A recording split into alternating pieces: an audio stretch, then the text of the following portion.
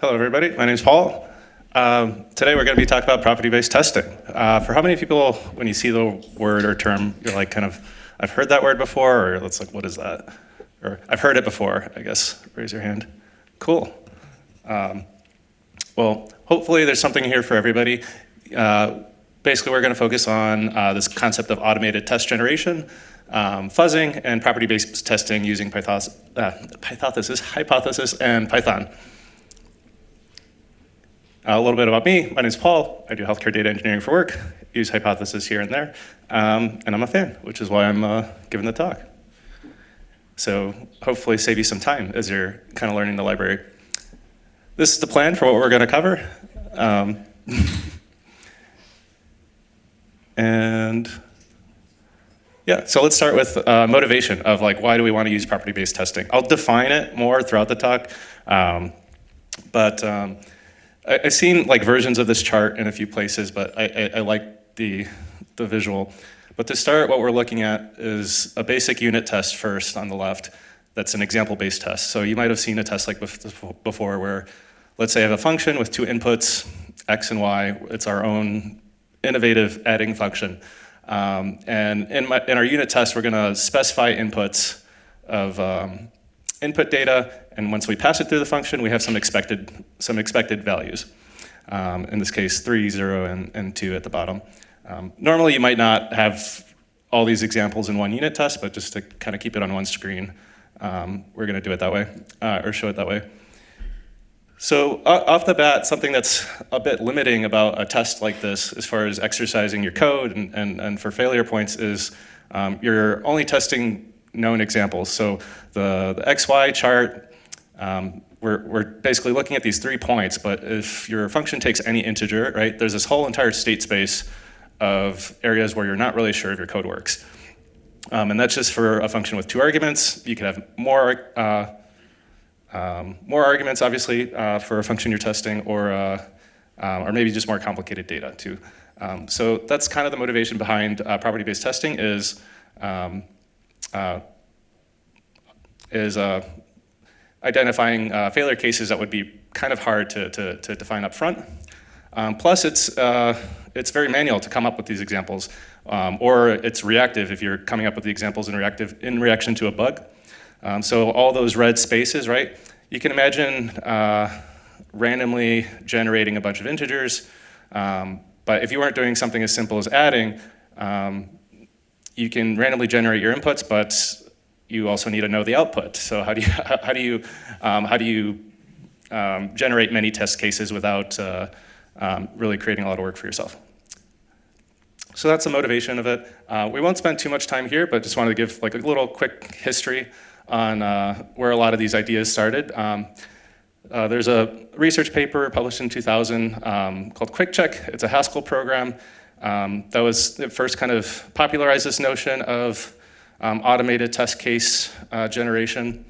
What's kind of a fun fact, or I thought it was interesting at least, relating Haskell to Python, was just how similar they look in some cases. Not like Haskell is a functional language, it's typed, but you'll notice some similarities at least that Python borrowed from functional programming as far as like list comprehensions, right? You'll see that the snippet on the bottom, as far as getting squared odd numbers, it doesn't look that different from the Haskell code. And it doesn't look that different from math, depending who you ask, I guess. So just a fun fact. And so Quick Check was ported to a lot of different languages, and probably the most popular one in Python, as far as getting a similar idea, would be hypothesis. It's not a direct port, but just some background. So what are we talking about when we're talking about property-based testing? There's a few different definitions out there. One of the authors of hypothesis has the one that I'll use here. But it's easy to confuse 2 different concepts. So one is of fuzzing. So fuzz testing is usually some kind of extreme value testing. So you kind of barrage your procedure with input data from a corpus, like a predefined set of data, or you randomly generate different values, and basically just to see if it breaks. So maybe like, does your program crash if you pass in like an empty list or some giant float or integer?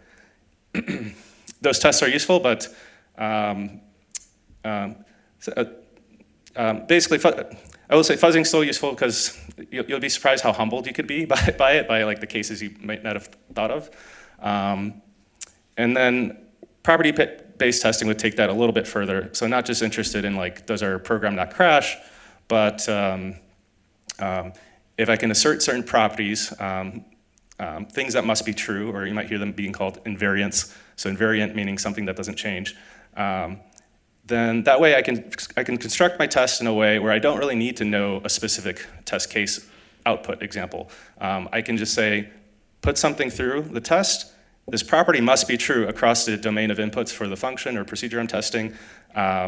That's my definition of correctness. So it's a little bit of a different way of thinking about testing sometimes. So we're about to go through an example, but I'll just preview some of the things we'll talk about. So hypothesis is one tool in Python that you could use for this. The main components are, it's the fuzzer, so the extreme value piece of it, and then just other tools around it for the property-based testing side of it. There's this notion of strategies. So if we're taking that adder example, for example, of like adding two numbers, like you need to define a strategy for your test case generation, right? So is it any number? Is it any number above 0? Is there any kind of limiting you want to do to it? If your function is taking some more complicated input, maybe it's like a list of dictionaries or some, that kind of thing, or a list of tuples, and the first item's an int, the second item's a string. You can specify that to your testing tool to create examples that mirror what you expect to receive, because maybe you don't want to really just throw anything at your function under test. The third bullet is this notion of minimization. You might hear it called shrinking, or shrinking, or test failure minimization.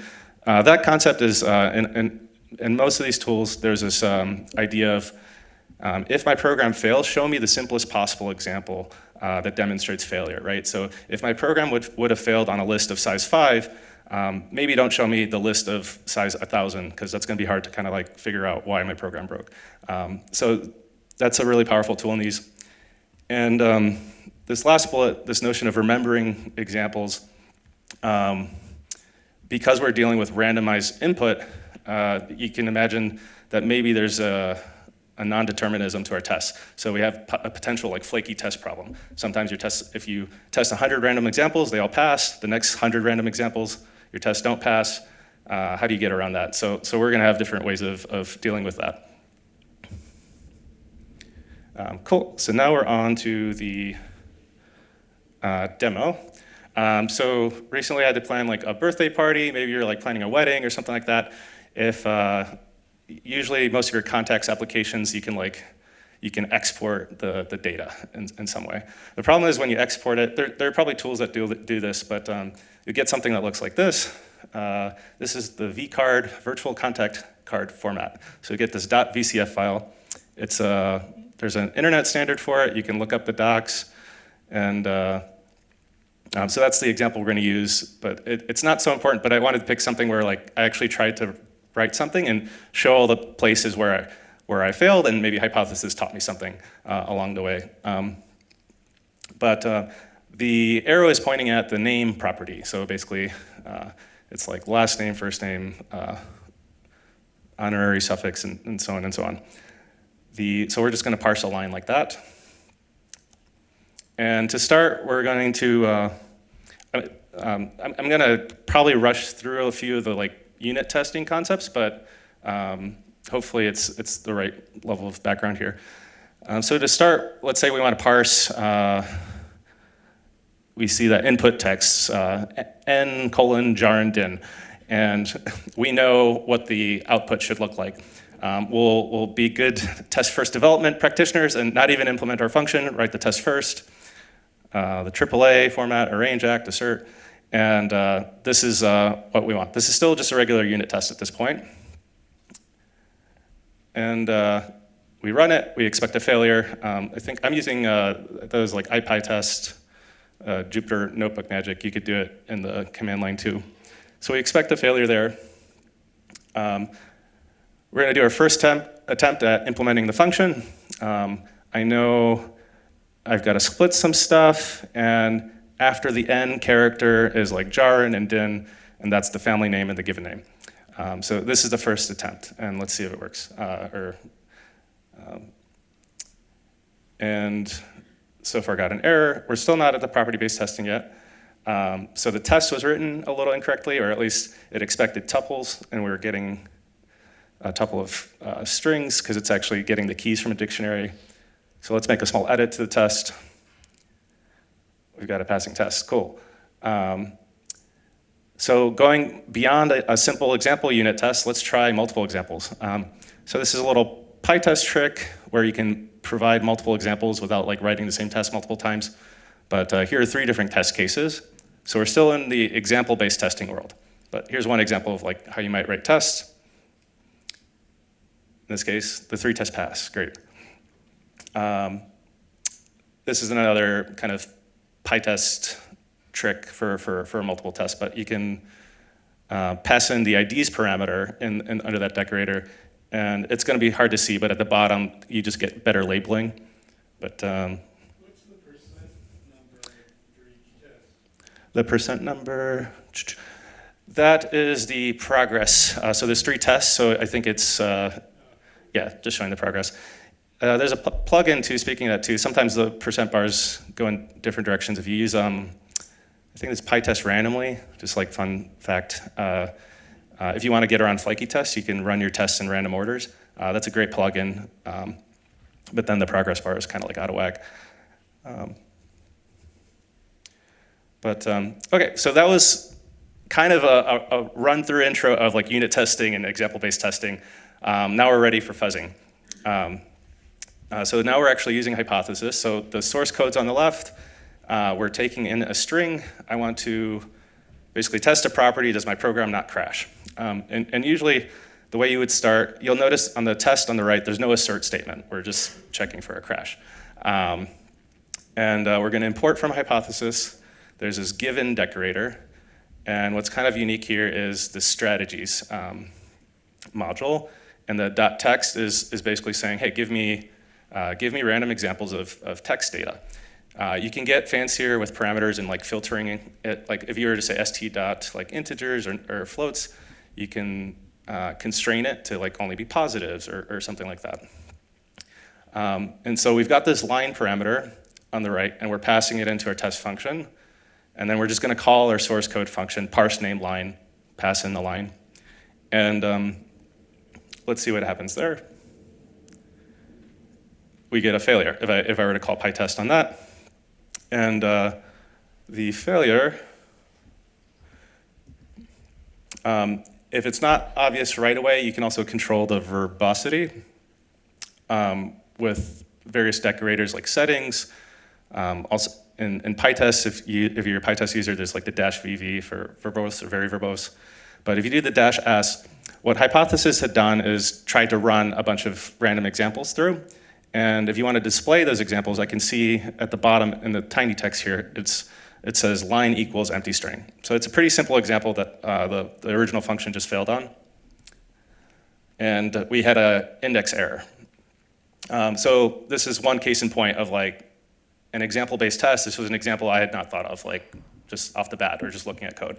With experience, you might like think to test those edge cases for validation of like, what if my thing is empty or it's an empty list? But you'd be surprised sometimes you'll get some weird cases from the random input. So hypothesis is telling me I'm not handling this case well, at least the fuzz test. So I'm going to modify the source code. The only difference here is I'm checking if not line. So just checking for emptiness. And hopefully that fixes this index error. I run my test again. We got another index error. Just a single character string doesn't work anymore. I'm doing a split on the n character. So if that character isn't in the input data, the split is not going to have, there's nothing to split on. So that's why we're getting the index error. So here I was just manually verifying it. Let's modify the function, change instead of if not line, if n is not in line, then we'll handle that a little bit more gracefully. Our test now pass. So that's a quick kind of example of just fuzz testing. Now let's make it a property test. Before we didn't have an assert statement. Now we want to actually assert something must be true. And so what's happening here now is we still have this given decorator, the strategies.text. We're passing in a line, but we've defined a property, in this case, that the length of the result must be 5. So I don't need to, for every test case, I don't need to define manually an expected output. It's a property I can assert to be true across all outputs. Similarly, in the second test here, it's checking that these expected dictionary keys are going to be in the result. Hopefully the screen's not cutting it off too much there, but it's just saying assert that the set of the result keys are equal to the set of the expected keys. So again, notice like I can run 1,000 examples and I don't really need to define them. So these are automatically being generated. I mentioned earlier this idea of remembering examples. If you want, you could specify kind of hard-coded examples if there's like one that's been tricky using this example decorator. Another thing is that locally, at least, hypothesis will give, it creates a cache in like a .hypothesis directory. So if it encounters a failure, it'll remember it'll try to test that first the next time. So let's say you saw that, it's like cool, but I don't want to like learn learning this library maybe is going to be hard, or like the strategy stuff didn't really make too much sense to me. How do I get started? There's a really cool, my favorite tip probably is this this feature of ghostwriting test. So if you type into your code, so on the left, I have a type hint, right, of list that the input data is going to be a list of tuples with an int and a string, and it returns a bool. In the command line tool for hypothesis, after you pip install it, you could do hypothesis, write, and then you supply the import path to the module of the procedure you want to test. It automatically does code generation for you. So where it says at given data equals strategies.lists, strategies.tuples, so on, so on, so on, that was automatically generated. So even if you're not super familiar with hypothesis, it's a really awesome starting point for writing your tests and even learning the library. And if you want to constrain the randomized examples a little bit more, you can. It's again a good starting point for that. And you can see here now we're not just like passing in text or an integer. Like you can get more complicated with the data structures. So yeah, definitely recommend the ghostwrite tool. It'd be kind of similar, like maybe using ChatGPT and using that as a starting point. But so that's a recap of what we just covered. As far as some niftier features, I won't have time to go through all of these today, but there's that notion of failing and shrinking. Ghostwriting we did cover. If you're a pandas user, there's a library called Pandera for data validation for pandas, and it integrates with Hypothesis to generate data frames of like of the data types that you need. So that's neat too. The last two bullets, model-based testing and hypofuzz, model-based testing, imagine like you're creating a tic-tac-toe game and there's some like 5-step bug that you want to catch. You can construct, in Hypothesis, you can basically do like a brute force check to find those kinds of bugs. And then hypofuzz, remember, some of these tests can run a little slower because you're generating random data.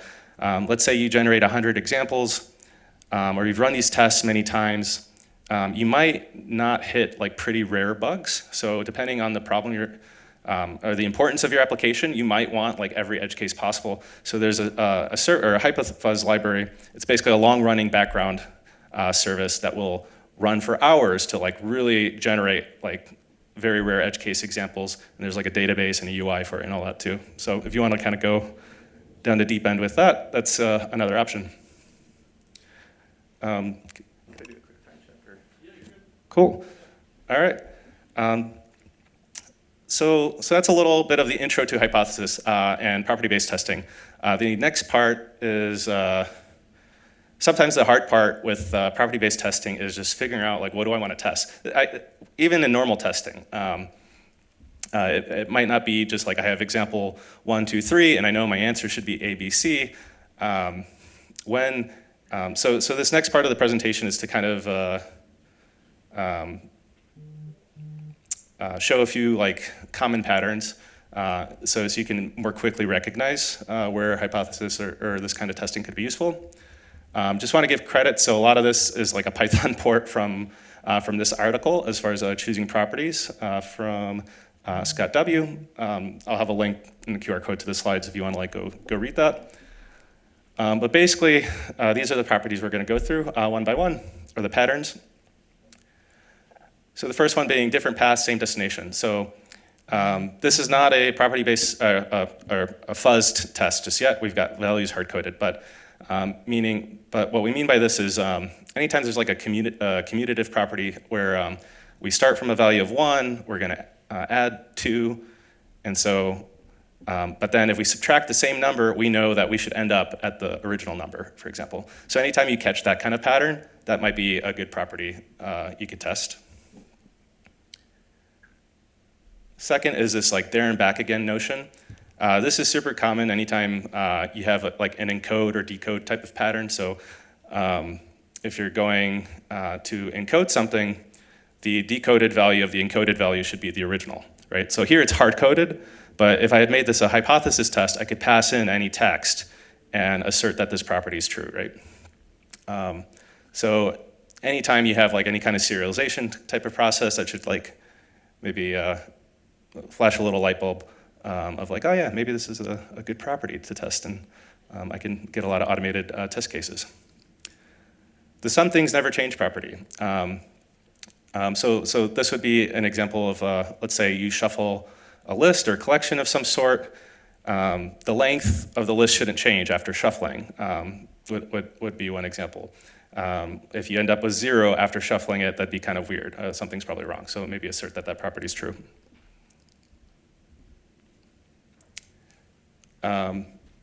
This idempotency property, I never know if I'll have the technical definition correct, but the idea being of, so if you're a math person, feel free to like argue with me later. But if you repeat an operation, you should get the same results. So if you work with data pipelines, often idempotency is this like idea of like, if you kick off a loading process, like you shouldn't end up with duplicates if you run that load twice. And in this example, if we make a unique collection out of a collection with duplicates and we deduplicate it, we should end up with the same unique set. So that would be a property that you can test. So again, notice the pattern here is like we don't need to, unlike example-based tests, like as long as you have a strategy for generating your examples, you can verify these properties are true across all those inputs. Solve a smaller problem first. So this is like tricky to come up with an example for, but it's basically any time something should apply to the smaller parts, that should apply to the whole. Might be more useful in like recursive type of like algorithms where like you've got the head and the tail, and you're keep chunking off the head and the tail of the tail, or the head of the next tail. Here we're just saying we've got this collection of 4 elements, sum up the first half, sum up the second half. The sum of both halves should equal the sum of the whole. That's a property that we want to be true. Hard to prove, easy to verify. So in this example, let's say we're testing the Python split operation.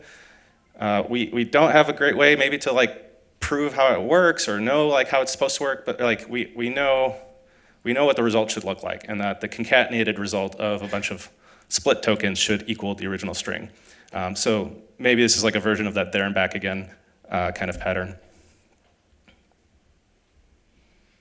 And then finally, we've got this idea of a test oracle. Test oracle I just think of as like a trusted source. So let's say I'm making a net present value function, and I trust Excel's output. I want to match Excel. So the property I'm testing is just that whatever my algorithm gets is approximate with whatever Excel's value is. Now, in this example, this wouldn't be a good like fuzz-friendly solution because I've hard-coded the expected result. But another example that would lend itself more to using hypothesis and randomly generated test cases would be, let's say you implement another version of an existing algorithm or procedure. You have the trusted one, like the slow algorithm in this case, and you're just saying, hey, like my new implementation should be the same as my, or should result in the same result as my old implementation, because like that's, so that could be another property that you test. Cool. So yeah, just to recap, yeah, we covered kind of a lot there as far as like unit tests, different kinds of example-based tests, property-based tests, some cool features about hypothesis. And then for me at least, I think that the tricky part too is like less the tool, but also just this idea of choosing properties, choosing the right things to test. And hopefully that's, whether you're doing property-based testing or not, hopefully that's useful. I've got some resources here at the end. The QR code is to the slides. I know Chippy will post the recording and stuff too. But these are resources I found helpful as I was going through this and learning the library. And that's all we got. I'll leave the QR code up. Any questions? Who learned something new? Yeah. Nice.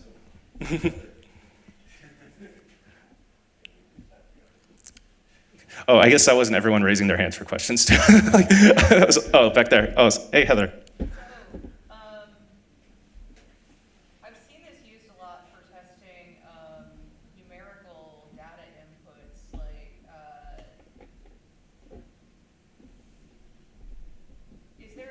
can you recommend a good resource for if you're going to set up, say, fuzz testing for like a web app that's accepting string inputs or that sort of thing? Yeah, so the question was noticing that this is used often for testing numerical input, and if there are good resources for testing maybe string input from a web application. I mean, they're definitely, so Hypothesis does have, there's a section in their docs for Django specifically, if I remember right, and Pandas. So it should play to both audiences. There might be like plugins for Django or something like that. There's a lot of pre-built tooling, batteries included stuff on like, if you need randomly generated like emails or phone numbers, it can create test cases that look like that. So I'd probably start with the docs first, but I know there's a pretty big section on Django. Yeah. I have a question, but it might require, I think it would help me if we could go back to a slide where you had that code split into 5 variables, and then because the data coming from Hypothesis was failing, sometimes you had to refactor a little bit. Yeah. Yeah. I don't like those two lines there. They were added because of test data that was coming in. Couldn't there be, I mean, it just feels like that code was added. I mean, I guess first of all, would there be a case when you get empty data? Like why modify your code to satisfy? That's a good question. Yeah, so the question is like, is the tail wagging the dog? Are we just letting the test runner kind of, are we just, this can come up in a little way too with type checkers too. Are you like just wrestling your type checker and like kind of spending all this time on like making your code make the tool happy? Yeah, so I think it's a pragmatic call like you need to make. If the example seems like very trivial and like, sure, I don't care about that case, or that I don't want to fix that use case or modify my source code, then you don't have to react on it. And you can actually ignore it. You can specify examples to ignore. So it's case, yeah, so it kind of depends. If I was like, the case of the empty string or the single character string, I was like, there's gonna be some other validation that takes care of that. I don't want this function to be like doing all this validation here. You can constrain your examples, you can modify your tests, or you can modify your source code. If, yeah. Based on Hypothesis, please don't treat it empty. Yes. Yeah, so, yeah, exactly. And so that's where a lot of the tooling aspect comes in, of where it's nice for that, for constraining the test cases. Yeah. Build off that a little bit. How friendly or unfriendly is hypothesis with the lack of type hints? So the question was, how friendly or unfriendly is hypothesis with the lack of type hints? If you want to use the ghostwriter, then yeah, it relies heavily on the type hints. If you don't type hint your code, you're just going to have to think a lot harder about the test generation strategy and define that. I've done stuff where let's see. Yeah, I've had functions where I'm like, this could be anything, like as far as the input that's accepted, and you can easily end up with a stack of decorators for like for different strategies, like on the right listed there, and you may or may not want all of that. I forgot a thought, but yes, good question. Type hints generally are going to be better. Otherwise, you just need to think harder about your strategies. Oh, I remember the other comment too. Kind of related to that is you can assign your strategies to variables too, so you can use them across different tests, so that's another thing. So in that given decorator on the right, if you have two functions that tend to work with the same kind of data, you don't need to rewrite all that. You can put that into a variable. So that's just another tip.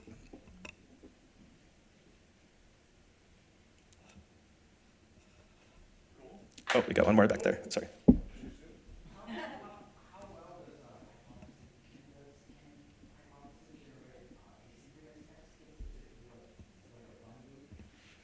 Good question. I do not know. So the question was if hypothesis can handle asynchronous test cases. I am not sure. I've used the PyTest randomly plugin, which does run your tests in parallel. So in short, to that specific question, I don't know. I know where I've run into issues, though, would be with PyTest fixtures. Sometimes that could be tricky if you're passing in basically prearranged resources and they're used in your hypothesis test. So there might be some more advanced, like kind of edge cases there, but I'm not sure to your question. Yeah.